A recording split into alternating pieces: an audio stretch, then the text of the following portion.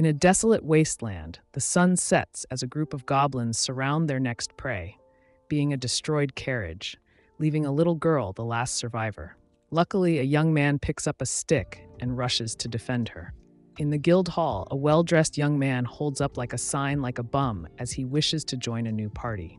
A young suspecting girl asks the older brother if he would like to join her party. This opens the eyes of every person in the guild building, with most dropping any item they had held. This loser boy is named Lost, and he's hesitant to join her. The easily excited girl is named Narcina, a martial artist. The receptionist runs over telling the girl to wait. She introduces herself as an employee of the Mardat branch of the Adventures Guild, Amherst. Taking the girl away, she decides to inform this new girl about who the man is. The man is known as Larist Ignoramus. The girl has a negative opinion of the man's abilities. He's a healer that can only use basic healing spells. In a world where power is everything, he's limited and weak. Coming from a class in society labeled Labyrinth Orphan, these are kids that have been adventurers since early childhood. But with all this time, he hasn't advanced to the higher level in his class. This alone is enough to label him incompetent. He joined a party named Blades of Lightning, but was banished. The rumors say he wasn't able to provide an antidote spell. The woman shrugs, assuming the girl is desperate and low on cash, but advises her to stay away as she'll only waste money on him. The young girl counters by saying she has plenty of money, showing a large pouch of money. The older girl shoves her against the wall, reprimanding the girl, as this place is known for being a rough part in the town, as they have many adventures known for robbing others. Looking towards a wall of people waiting to mug the naive girl, giving her a general life lesson of not flashing money in front of people. Amherst is able to tell the girl is a new adventurer. Amherst offers to introduce a good beginner party for her to join, but mentioning it'll cost a fee. The naive girl doesn't pay attention to the warning and runs to form a party with Lost. The two then register, and Narcina blushes as she believes she's finally met the boy that saved her. Lost explains that this is a town built around the labyrinth, being the largest in the region because no one has defeated the final boss that lives inside. But it's also because of this that allows it to prosper. Narcina is confused because before leaving, the older women gave Lost a death glare, reminding him that Narcina is a new adventurer, demanding he take her to the Western Prairie. With a map, he explains that monsters spawn all over them. The western section is the weakest, but because of how vast the area is, you hardly will see monsters. But inside, as long as you stay on the top floor, there shouldn't be any difficulty. At the entrance, Narcina stops him, reminding him of her role being the martial artist, deciding she should be in front since he's the healer. Lost doesn't want to ruin her happy mood, but is still worried. In the next moment, Narcina is able to punch goblin after goblin, defeating 5 easily. Lost picks up the magic core, teaching her that this is the currency that adventurers need to trade for money. Lost explains more with it being basic knowledge for inspiring adventurers, but Narcina admits she never was into learning from books. With this amount, it should be enough for lodging. The two decide to go further down. Lost grabs the girl. When she asks why he drops a stone on the tile she was about to step on, reveals a trap that would have killed her, with this being the cause of 100 beginner adventurers.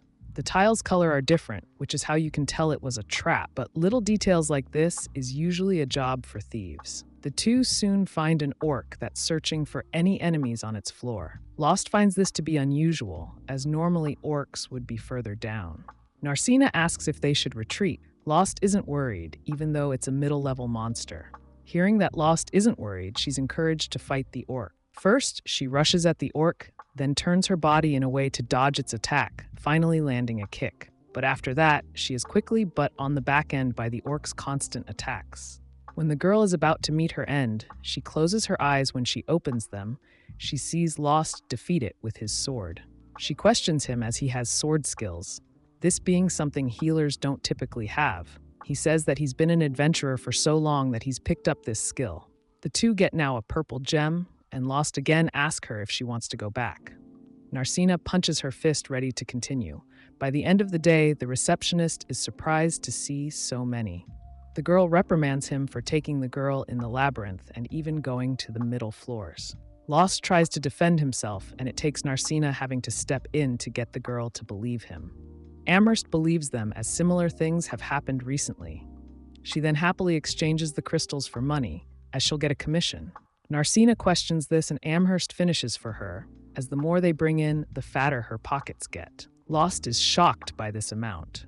Realizing something, Amherst cuts him off, explaining he's been ripped off his entire life, never getting his fair share. Hearing this, Narcina shakes the woman, reminding her that it's her job to make sure this doesn't happen. Amherst says she would, but Lost needs to go through the proper procedure, turning to see if he wants to. Lost smiles, saying he's fine. So he's cool with being backhanded for 10+ years and barely able to afford rent. Could not be me. The newly made party leaves. Meanwhile, Amherst counts her money like Mr. Krabs. She's shaken by Mr. Hanzum. It seems he's not happy that Lost is in a new party. The two go to a restaurant, talking to the waitress named Sheila, with her already hearing that he's formed a new party as his name is infamous. Talking to the girl's mother, he reserves a room. The mother teases, asking if they'll share a room. Narcina blushes, not opposed to the idea, but Lost tells her to cut it out, ordering 2 rooms.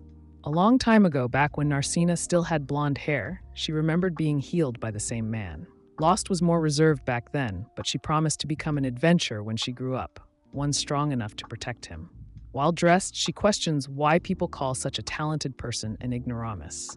2. It's now time for his origin story of our favorite protagonist, Friends. Are you ready to hear the story of Lost, the ignoramus? Lost drinks some water as he just had a nightmare of his past, not surprised that he'd have it right after forming a party with someone that actually values him. Remembering the little girl that still tried to comfort him after she barely survived her tragedy, he deems that if she hadn't said that to him, she would have ended, no longer being an adventurer, but here he is, glad he was able to meet her again. 6 years ago, a young Lost joined a party to go in the labyrinth. By that time, he was already well known for being an ignoramus. It's here where he learned that people didn't want him as a healer. No, what they wanted was a person to be the bait for monsters. Lost looks up, believing he was about to die. This sort of behavior is common for orphans. But instead, by luck, the monsters instead went to attack his teammates as they tried to escape, dying to orcs. I call it plot. He walked up, whether it was fear for being too weak or the pain of being betrayed, as he realized no one would treat him with respect as a real adventurer. It's there where he noticed a young Narcina and her carriage being attacked by goblins. To this day, he has no idea why a weak healer decided to save the girl, but he picked up a stick and defended her. Willing to give his life, hoping his sacrifice would mean something. But he was knocked out. When he woke up, he saw the girl again. Luckily, the Order of the Knights got the message and rushed to help. The young girl still thanks him for saving her, as he gave the knights time to arrive. He then heals the girl, noticing her injury. The girl looks into his eyes and is able to see everything. She cries, wondering how someone could use a living person as bait. She gets up, declaring that she'll protect him once she grows up. Eventually, the girl is taken away by the knights as they ride back to the city. It's also here that he decides to continue as an adventurer. From that day on, he trained. He managed to find a person willing to be his mentor, named Ralma. Then, he would study as much information he could, even though he was limited by his healing skills. To counteract this, he found another mentor to teach him various skills of other classes, training no matter the weather. So when he finished, he went back to the guild. The first party he joined was the Blades of Lighting. From his first interaction with Margulis, he thought the man was friendly, but he soon learned he was wrong. The party went south to the Foggy Lake, running into a Hydra boss. The scantily clad woman has been poisoned, mad at her healer as he's unable to cure her poison. Still Lost continues to heal as he's able to increase her physical strength, making her able to survive off her own strength. Siberia is still angered, asking what kind of healer can't cure poison. Margulis yells at her, asking when she'll quit complaining. He tells them once they're done to come help him here. Siberia raises her eyebrow, calling him a muscle-headed idiot, as she's in no condition to continue. Margulis holds his ground as the Hydra keeps his attention, asking Lost of the situation. Lost repeats that they should have bought antidotes. While defending, Margulis calls the potion overpriced, since that's the point of having a healer, blaming Lost, the ignoramus, for this failure. Looking to the frightened little girl, he yells at Armia to use a spell, not caring as long as she helps. The girl refocuses, shooting a ball of fire, but it does no damage. Growling back, dropping her weapon as she's lost the will to fight. Margulis calls them all useless, running the moment he has a chance. The older woman calls her lover a jerk. The little girl doesn't take long running for her life. This forces Lost to carry Siberia back to the guild. Once they get there, Margulis promptly dismisses him out of the party, calling him the reason they failed. An older Lost is still surprised by Margulis putting all the blame on him, countering by saying that maybe if the two didn't spend all their time doing intense training in their room all night till dawn, the two would be in top shape. I'm guessing he was able to hear the two go at it in their training section. Still, Siberia doesn't take long to blame him as well. Next, turning to the little girl named Armia, the two adults pressure the girl to side with them. She points to him making his banishment final, doing so in front of everyone in the guild. But now it's different because he has Narcina, who treats him as an equal, but more than anything, values his life. In the morning, the two go back to the labyrinth, deciding to go to the lower levels today. Inside, Narcina sees a teleportation system. Apparently a magician placed it here when it was discovered.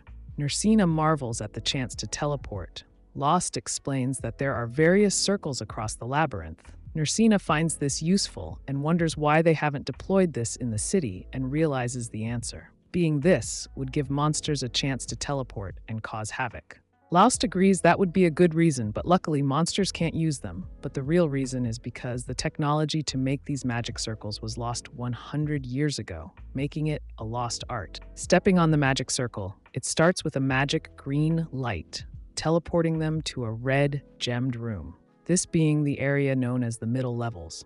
Lost tells the girl to be careful as now the journey begins. In the room, a Grim Reaper with a gold chain flies to attack them. While Lost handles his minions, he turns to tell Narcina to stop. The girl passes through the ghost, telling the girl that the monster is made of pure spirit energy.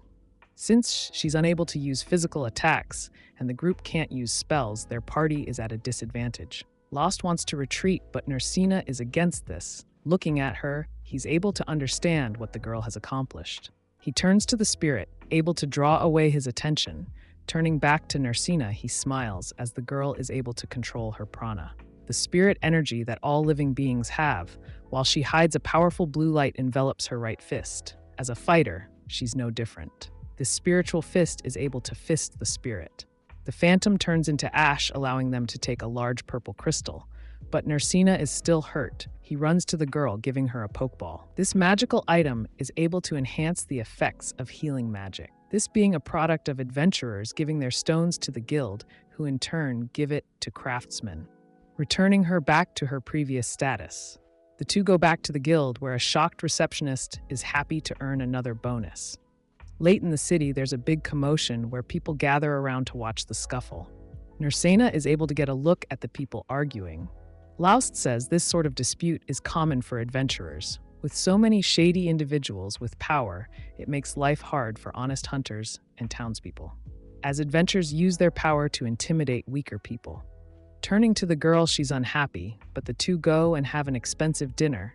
The older woman, Mary, questions if the man can pay for it, but she tells him it's fine. Asking for her to bring the alcohol, Narcina raises her hand to have some, but Sheila stops her, saying they don't serve minors. Narcina is shocked, but Lost agrees, saying she's too young, making her pout. After some time, the girl asks her older brother what the giant white building around the town is supposed to be. She didn't see anything carved on it, so she guessed it wasn't an incantation or monument. Lost has no idea. He even went to go ask the builders of the town, and not even the workers knew what they were. As they weren't the ones to actually build, apparently the owner showed up with the blueprints and money, and had agents of agents build it. Narcina assumes that the person who built it really didn't want to be identified. Narcina admits that she does like the way the city looks with them. That night, Narcina stops him before he goes back to his room, but she chickens out of what she's going to say. Disappointed in herself, as she wants to be in the same room as him, still having a crush on him. That night, on the other side of the room, the older man already knows who the girl really is, thanking her for saving him. The next morning, the leader of the Blade of Lighting makes a grand introduction to their new member. Being a healer, the mature woman is named Lyra. The two girls aren't so enthused by her. The little girl tries to say hello, but is shy. With this, he's sure they'd be able to take on the Hydra. The Blade of Lightning heads the territory of the Hydra, with the area being covered with a dense fog. Margulis hides behind a tree like an export, surveying the Hydra. He cheers as the heads of the Hydra seem to still be injured. Turning back to his party, he confidently decides that he and Lyra will be the ones to defeat it. Lyra is confused by this. He commands the magician to support from a range with magic, and the thief to sneak behind it to throw it off guard.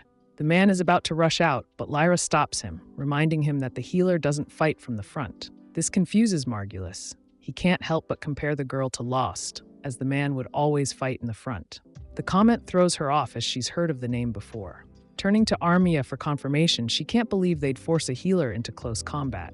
Margulis doesn't see the problem in that, remembering that he'd run in like crazy, but every once in a while, land a solid hit. Siberia chimes in, adding that he was the one that cut off one of the Hydra heads. Lyra can't believe a healer was able to accomplish this. The captain decides to move on, asking if she can at least use antidote. She says of course, making him confident that this will be enough for them to win.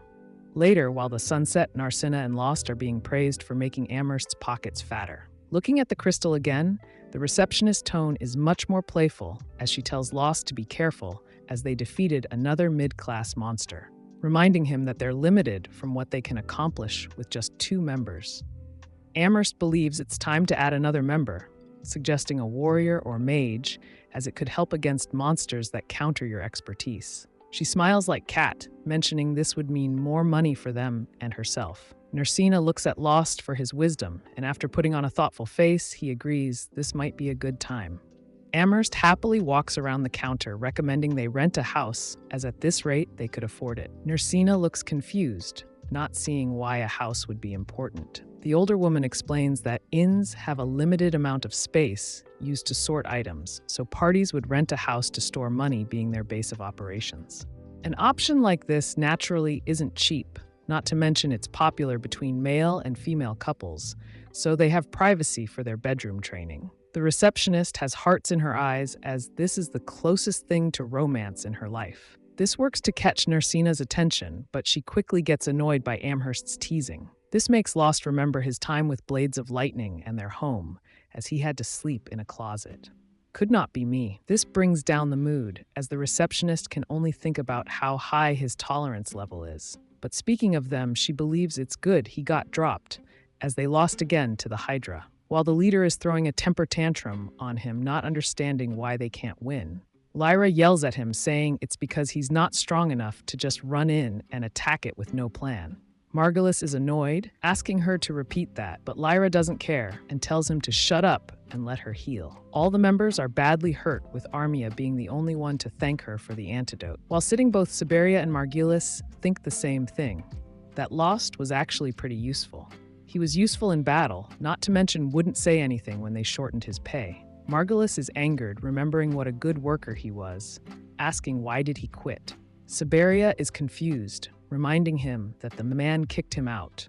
Hearing the reason again, he decides to just go ask him to come back. Siberia obviously agrees to invite him back, but wonders how her leader will convince him to join. Margulis looks confused and believes that all he has to do is walk up to him and ask him to come back. As there obviously is a famous party, he has no chance of refusing. Siberia's face turns gloomy. In the morning, Armia wakes up to find Lyra watching over her bedside. The two exchange greetings next, deciding to get some breakfast. Back at the guild hall, both of the soon-to-be-named idiot duo are inviting Lost back into their party, as Margulis believes it's his honor once again. Again, for the third time, everything in the guild stops as everyone watches the scene like a blockbuster movie. Lost can't believe what he's hearing. The receptionist pulls Narcina to the side, explaining that this person is the leader of Lasut's former party. Margulis pats his shoulder, believing that a low-level hunter like himself is still unable to compete with the top parties, but he doesn't need to worry, as he can provide for him. Lost sweat drops from the terrible sales pitch, while Narcina is getting angrier by the second. Margulis tries to tiptoe around Lost being shortchanged, as they'll be careful this time. He also throws the recent healer they pick up in the mud, calling her useless. Siberia can't even show her face next to this idiot, hearing that they'd get a great ally, but Lost would get nothing. Lost is about to simply give him the common, polite courtesy, but people take it for him accepting. Narcina can't take it any longer, running to defend him, telling the man to listen to her, as Lost will never join his party again. Margulis thinks he's won, allowing Lost to speak, But he didn't guess that Lasut was actually turning him down politely. The man panics, believing that she's only using Lost like he did because he gets a good adventurer for cheap, pointing to Amherst as the guild is in on it too. He points back to Nursina, saying he can't trust her. Lost grabs his arm, promising to do something if he continues. Margulis worriedly asks what he's going to do, and Lost gives a lame response, but this frightens the man. Margulis is angered, yelling at the receptionist to give him another party member who's strong in the front line. In seconds, Sieg walks up. Margulis pulls out his sword to test his skills. Amherst tells him he can't fight in the guild, and he tells her to shut up. The match is over in seconds, losing even more respect, as they say he's all talk. This lover questions if they should add him, but the man doesn't care, only caring about his ability. As if they continue to fail against the Hydra, their reputation will plummet. Back at the inn, Nursina gets intimidated by a little girl, believing she's going to steal her prey. But it turns out they have a visitor, this being Armia. She knows that after their last talk, things aren't friendly between them, but Shai asks him to assist them against the Hydra, as Margulis won't listen, and he's just hired a new warrior, believing it'll fix the problem. Lost doesn't think he should intervene, as lessons like this can be useful. Lyra comments on how the guy is stuck in his ways and won't even buy any potions. Armia is grateful for his help, as they could have lost their lives last time. Lyra continues as he's cut off 2 of the heads, making it vulnerable, but they can't do it as they are now. Lost is confused, asking what exactly Armia is asking him to do. Armia wants him to rejoin their party, but Lost believes she hasn't heard the news.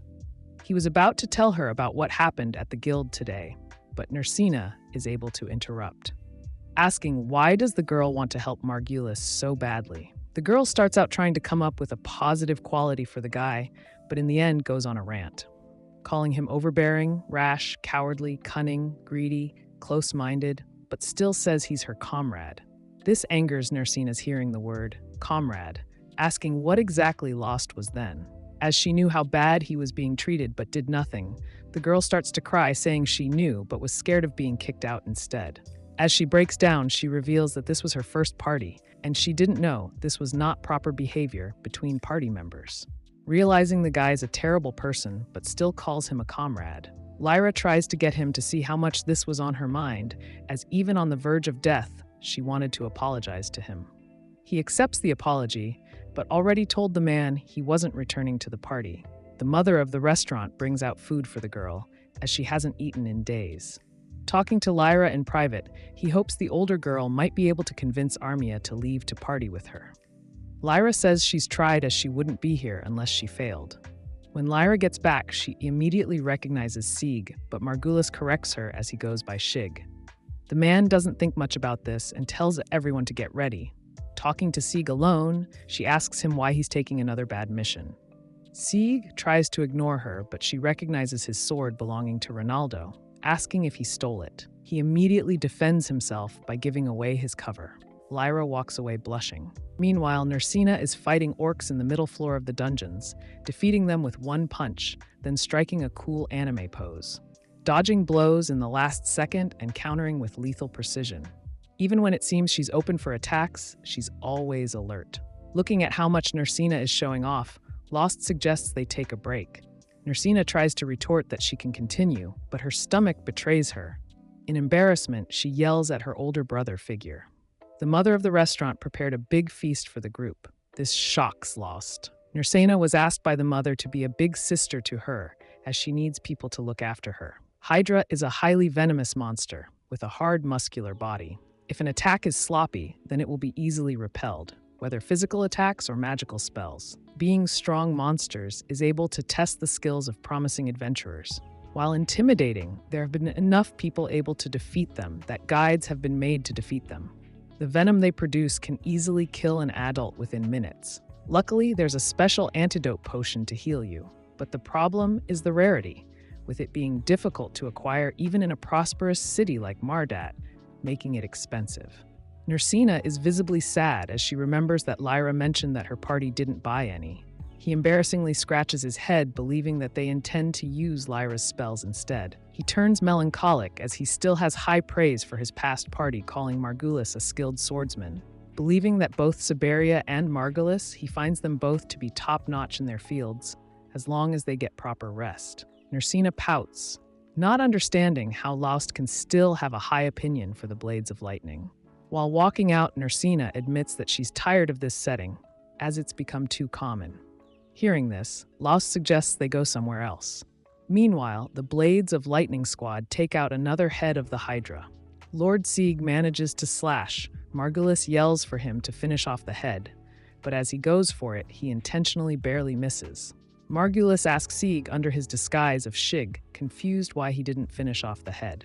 The man looks back to him, scratching his ego, saying that Margulis is going to want the head as a trophy, as he wants the credit. Giving him the nickname of Hydra Slayer, the other man smiles, liking the sound of this. Margulis charges back in, but is overpowered by the snake. The girls look on. Lyra is confused why he's just going head-on. Siberia isn't surprised by her boyfriend, running back in to fight. Lyra feels bad for the girl having to deal with his lack of intelligence. Lyra turns to the disguised knight, wondering what he's planning. Still, as the Hydra is now even, Margulis and Siberia should be able to handle it with frontal attacks. Not to mention, with Armia's spells for support, they could actually beat the Hydra at this rate. But the Hydra plays dirty and spikes a boulder at the chest of the little girl, breaking her ribs. As it growls to eat her, she screams. Armia is overwhelmed by fear, causing her body to be shrouded by a dark purple coat. The others, never seeing it, are confused about what this means. Sieg, being a veteran, is able to explain the situation, as the monsters can turn a person's fear into an energy source. The Hydra concentrates all the fear back to it and is able to recover all its injuries.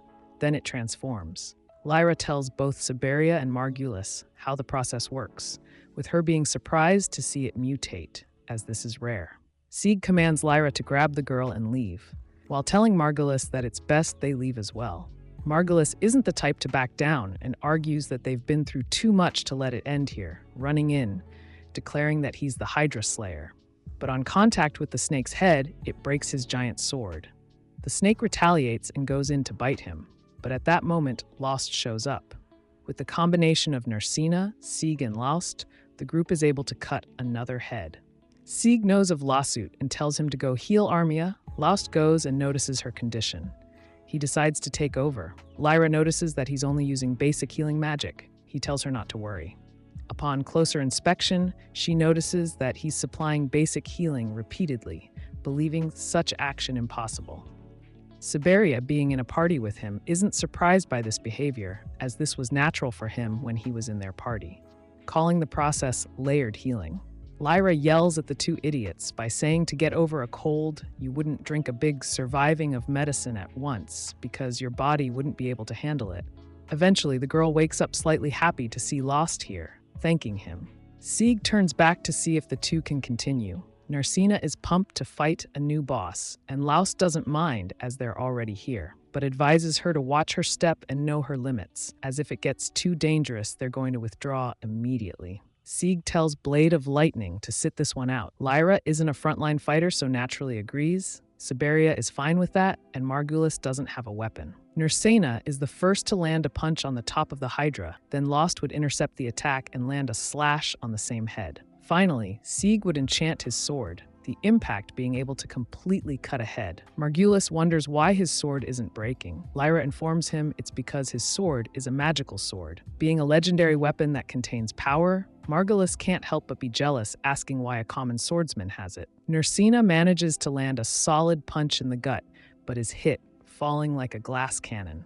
For some reason, is able to understand the Hydra's emotions as it wants a one-on-one battle with Lost, holding Nursina hostage if anyone intervenes, saying the Hydra has higher intelligence. Lyra is able to explain the process, with the creature needing a lot of malevolent energy to achieve this. Lost agrees to fight it, running in, but soon he's dropped to his knees. Lyra yells for the young man to get up, but it seems to be too much for him, but his body gets a pulse of energy. Grabbing his dagger, he uses it to stand back up, engulfed in a mysterious blue aura, with his eyes glowing a menacing red. An old man says that maybe this power should stay in slumber. Lost grows a horn in the middle of his temple. The Hydra goes in to bite him, but in a matter of seconds, he lands 6 consecutive attacks, posing as he's defeated the Hydra. Afterwards, the unconscious Lost falls to the ground. When he wakes up, Nursina is screaming frantically for him, while Lyra heals his body. Looking over to the side, Armia is still sleeping, but the girl still isn't in peak condition. Both girls wonder more about what happened to him, as he was able to beat the Hydra, but he completely doesn't remember it. Margulis is overly friendly with Lost again, believing that with him, they'll be able to take on the most dangerous monsters. Siberia calms him down, as they have to work up to that, but with defeating the Hydra, they have tons of magic stones. Margulis holds up the bag, saying they can split it between the three of them. Lasute is shocked by this. Margulis continues saying the newcomers barely did anything, so their pay will be docked, labeling Narina as his trophy girl and not recognizing her as an adventurer. Then he asked about Armia's pay, and Siberia waves it off, calling her a kid, believing she doesn't have much worth as a mage. Margulis says that if it ever comes to it, they could just sell her off, saying she's cute with there being plenty of weirdos out there who are into her type. Laust is angered by this, and Nersina doesn't hesitate to punch his lights out. Margulis is shocked by her actually hitting, calling it a crime that's prohibited by the guild, saying he'll get her expelled since she broke the rules, turning back to the others to take his side, but both Lyra and Sieg don't acknowledge it. Siberia is angered, saying she'll testify to it. Sieg, hearing this, does acknowledge that he did see something. Margulis perks up. The disguised man looks over to him, remembering that he did conspire to commit a human trafficking crime on Armia. Lyra chimes in, remembering him, and sees he'd like to do this to an unconscious girl, rather selling her off for a high price to a rich, weird, perverted noble. Sieg does remember this being a serious crime that a guild representative can't overlook. With him ready to take Margulis under his custody, with him still not realizing who he's talking to. Back at the guild, the man finally reveals who he really is, as he's an officer from the royal court. Lyra smiles, as this was totally obvious. Still, the receptionist can't help but ask why such a respected individual would come to a remote place like this.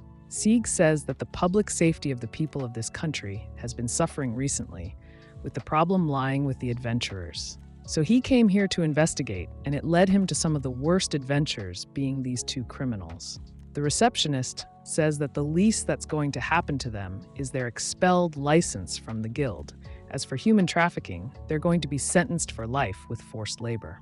Margulis and Siberia don't want this outcome and yell that they can't do this, saying they can pay.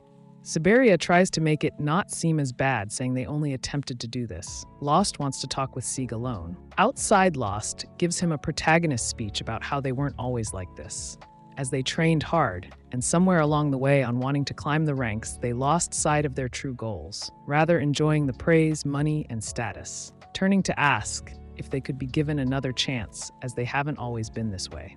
I wish Sieg would answer with a no, but of course, as the protagonist, his talk no jutsu is too strong. Sieg tells them that he better not see their faces ever again. The two agree and run as fast as possible. The receptionist is the only one with brains, asking if this is really for the best, but the man says that it's better they stay in the guild, as it allows us to keep a closer watch on their actions. Without it, they truly would become criminals. Back in the girl's new room, Sieg comes to visit her, telling her the real reason why he's staying here. Lyra knows he's going to ask for her help, but she refuses unless Armia is added to the party. He's confused, and she yells back at him, not understanding why people question her on why she wants to help the girl. Sieg agrees, but requests to add Lost, as he's interested in his power. The next morning, the family restaurant is bustling with customers, as tables are being served. Lost and Nersina are approached to form a party with Sieg, Lyra, and a shy Armia. Nersina is pleased by the lineup, as the team has a warrior, mage, and a healer, making the team balanced overall, given she's a martial artist and Lost is a jack of all trades. Lost looks to the youngest member and the one he's known the longest, Armia, asking if she's fine with this. The girl says that she has nowhere else to go now, and she's indebted to both Sieg and Lyra. Lyra downplays this, as she just wants to be friends and her big sister, but the girl is stubborn on the topic. Lost is happy to hear she's fine with it, as the girl always needed friends that would support her. Nersina walks through the town with Lost, asking if he'd like to head to the prairie land or wetlands. Nersina stops, as Lost wants to head to the guild hall instead. Lost opens the bag. Inside are the crystals the group forgot to exchange from defeating the Hydra. Lost reveals that this isn't all, as he wants the girl to go on a quest with him, with this being one of the big sources of income of adventurers, like defeating powerful monsters like bounties, collecting special items, and being bodyguards. The man explains that he wants the girl to grow and gain experience. Hearing this, Nursina blushes as he really cares about her. Her face becomes as red as a tomato, and she walks off so he won't notice. Nursina greets the people of the guild hall with a good morning, only to be met with glares from all the adventurers when the two walk inside. Both of them are confused by the weird atmosphere inside. The adventurers begin to whisper as news makes it back that Lasut the Ignoramus defeated a mutated Hydra. Lost now understands and whispers to Nursina that this could mean trouble. The girl doesn't understand, and he explains that people want to steal their loot. Just then, a group of old adventurers greet Lost mockingly. The man thinks he's a big shot, named Marnell, but it seems not as bad as he can tell his friends are making the two uncomfortable. He tells his boys to leave so he can hear the information straight from the source. He then bows to apologize to Lost. Lost is confused by this, and he explains that he, along with everyone here, knew that Margulis was a terrible person. He chalked it up to being a party's internal problem, so it's none of his business.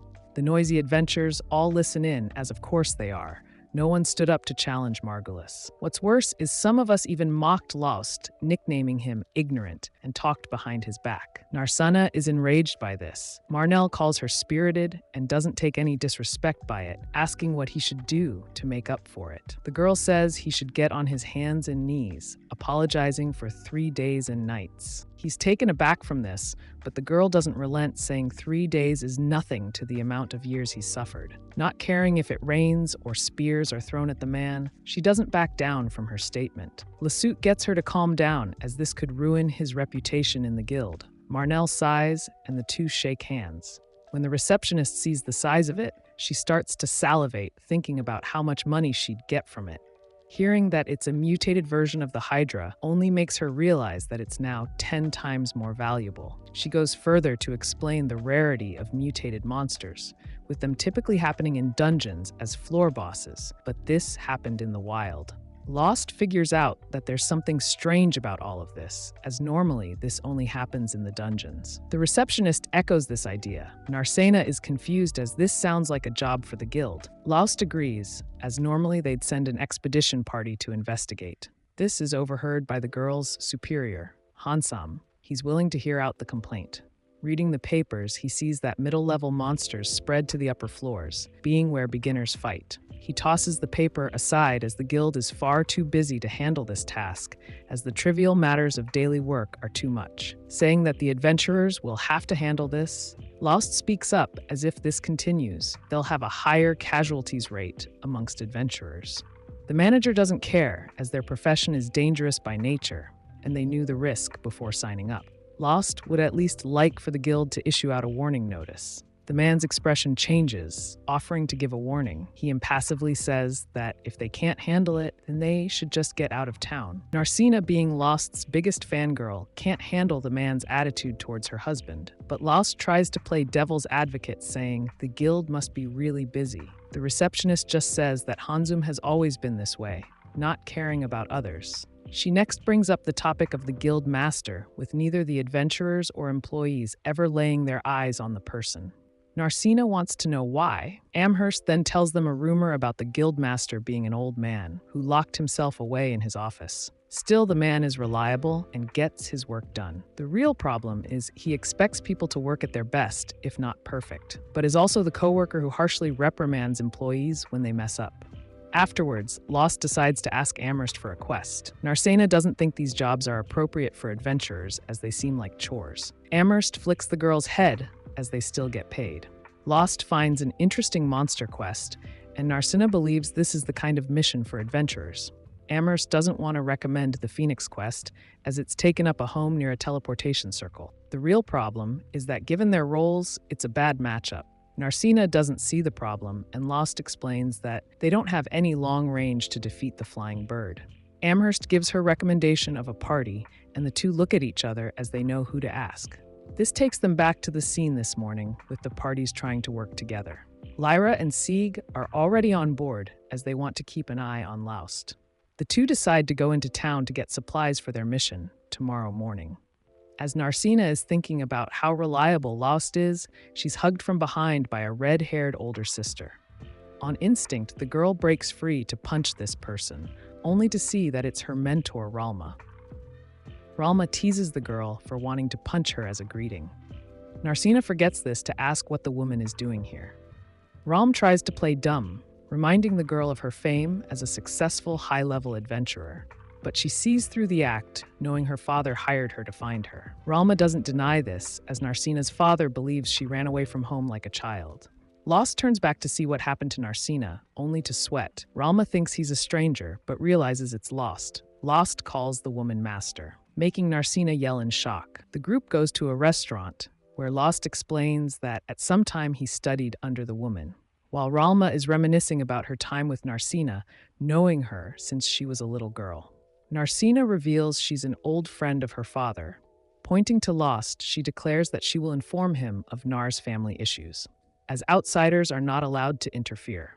Lost is nervous but declares that she's his party member, meaning this matter does affect him. Also, doesn't want Narsina to be forced by her to go back home. Ralma teases, asking if her idiot of an apprentice will stop her, and Lost says he will. Ralma decides to test him, and Lost manages to dodge, meaning he passed. Hearing Narsina's leaving a letter makes them feel better about her departure, only for them to sigh at this stupid girl, as the contents of it make no sense. As she left to be with a man calling him Big Brother, this raised a ton of flags. Still, Ralma wants to hear why she left. Narsina says it's because of Lost, blushing even more when he looks at her, questioning her why. Narsina doesn't want to tell him she's a stalker that had her guards have him under surveillance. And when he got kicked out of his party, she thought it would be a great chance to introduce herself. Running to him like a lovesick girl, Lost believes that she should go back to get the approval of her parents. But the girl takes it the wrong way, believing that Lost doesn't want to be with her anymore, not thinking her parents would let her go. Ralma cuts in, saying she doesn't have to go home, as her parents don't mind her being an adventurer, but instead just want to know she's safe, given how she ran out the house. She turns to Lost knowing the girl should be safe, but then tells the idiot to get her booze. Lost gets up to get her something to drink. Alone, Ralma knows Narsina's feelings towards the man, asking if she's sure, as he was a complete idiot with her. Narsina says why she's fallen for Lost, and even when Ralma nitpicks her reasoning, it's clear that Narsina has deep feelings for him. Even if Lost isn't sure about his own, at least he stood up to Ralma, as he never did that before. After the new couple leave, Ralma goes to the guild, as he knows they're planning something. This is where we're going to have to leave off for today. If you like this video, here's another one just like it that you should check out. I will be breaking this anime down into multiple parts. Now, if you liked this video, make sure to like the video. Why not subscribe? I'll be uploading daily videos like this one. I'll see you next time.